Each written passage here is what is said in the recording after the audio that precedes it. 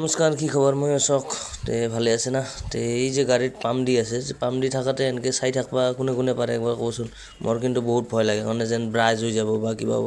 মানে মই আহিলোঁ লিক বটপাৰ কাৰণে, মানে এই গাড়ী মোৰ আগৰ চাকাটাত এই যে মানে আলফিন এটা সোমাই গৈছে। এই যে পেণ্ডেল বান্ধে না ৰাস্তাত, বান্ধলি এনেকৈ পিন চিন এটা থৈ দিয়ে, এইটো সোমাই গৈছিল। 50 টকা ভৰাল আৰু যি নহওক ৰাতিপুৱাই হ'ল আৰু এনেকুৱা। কালি পটকা খোলাই নাই আৰু এনেকৈ পটকা লটকে থৈ আছে। লিকটো বাতি লওঁ, বাতি লৈ কিবা এটা ময়ো খাব লাগিব আৰু ভোক লাগছে যখন। কি খবৰ? মই আছক। বৰ্তমান বৰ্তমান বাজিছে 11টা বাজি গৈছে। বৰ্তমান মই খাব লৈছোঁ ভাত। ৰাতিপুৱা একো খোৱা নাই আৰু বহুত দিনৰ ভিডিঅ' দিয়া নাই। আজি হ'লেও সৰু এটা ভিডিঅ' আপলোড কৰিলোঁ। কালি এটা কৈছোঁ, কালিৰ দিনটাটো এনেকৈ গ'ল।